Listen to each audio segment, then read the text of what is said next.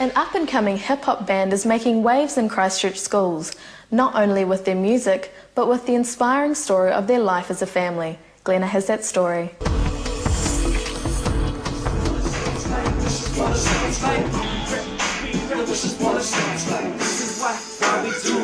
It's 7:50 in the morning and Restoration is already up practicing.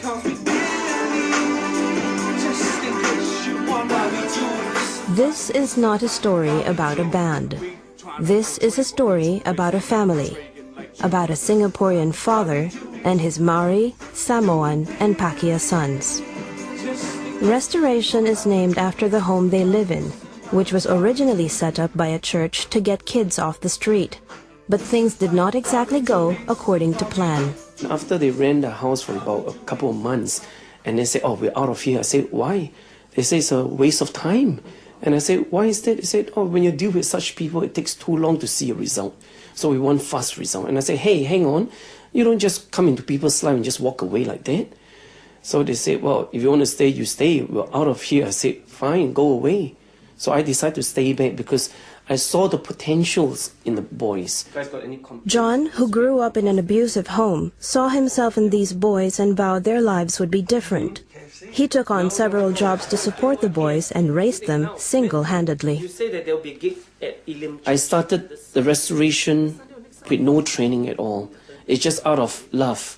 Someone did say, "How can you do it? You know, you're just a one-man show." I said, "I did it for 7 years." You heard of Mother Teresa? They said, "Yeah." Has she got any formal training? No. She just saw a kid and she hugged the kid and just loved the kid. Man, next week. This coming Saturday. The first day I met him, the words that he spoke to me kind of made sense, and no one else really gave me that kind of time that he gave me. No, in here. Well, the first time I met John, I sort of, this little Chinese guy, and I hadn't had a hug in a long time, and I went to put my hand out to shake his hand, and he put my hand away and just hugged me. But it's not all hugs at Restoration. John, a former soldier, runs the home with precision. Daily chores must be done. They may be all boys in this house, but they certainly know how to keep it spotless. So I relate this, and I say, if you can just do your chores daily, this is a kind of discipline. And I teach them responsibility, because it comes also with cleanliness. Responsibility in this home also means being employed. But 7 years ago, the boys were anything but that. And if there's one thing this patient man can't stand, it's able-bodied people living on the dole. "Guys, why are you on the dole?" "Oh, my family was on the dole, my grandfather was on the dole, so it's hereditary." I say, "Oh, what?" I say, "Hey, God gave you legs and hands. They are useful. Why don't you use them for a useful reason? The dole is for people who really needs it." I say to the boys, I say, "Boys, what do you see yourself 10 years from today? Can you see yourself still on the dole?" They say, "Hopefully not." I say, "Good. So do something about it." "Do what?" I say, "What are you good at?"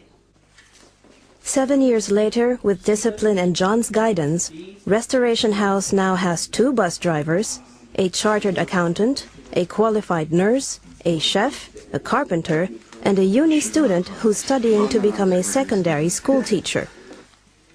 From this group of professionals, the band Restoration was born. Matthew, John, and Albert do vocals, Joshua raps, Paul plays guitar, and Stephen manages the band. They go around schools performing their songs, telling their life stories, and bringing a message of hope.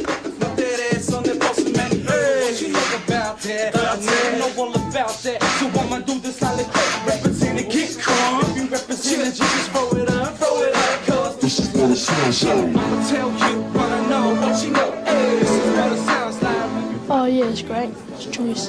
Why? Oh, because like all the inspiration to them towards us. Yeah, it's great. Oh, I appreciate it that they're like doing this, going around and singing, telling people they got hope. And they're reaping what they've sown. Restoration was awarded Best MC Rap Performance and Supreme Winner in the Expressions Music Competition in 2006 and were finalists at the Fuse Talent Competition this year.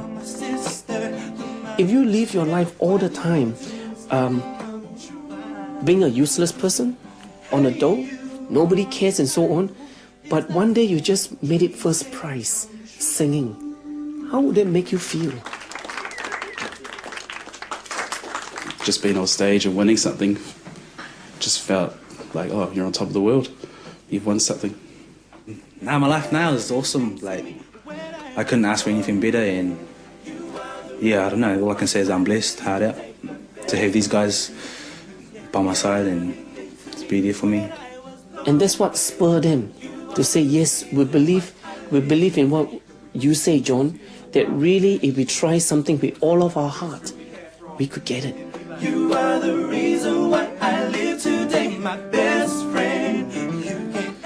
How far I think John will go for me? I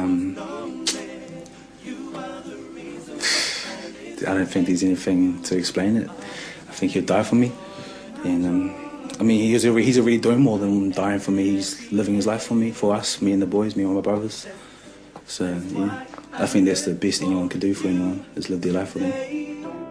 From a life of loss to a life triumphant. Whether Restoration will conquer the music scene, only time will tell.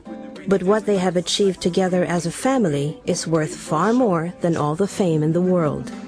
After all, this isn't a story about a band. This is a story about a family, about young men who have won their lives back, and the father who helped them do it.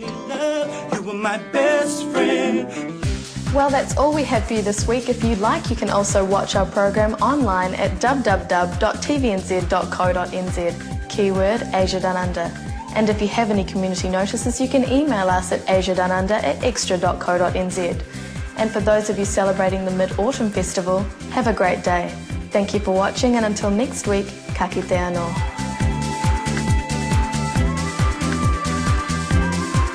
This program was made with funding from New Zealand On Air.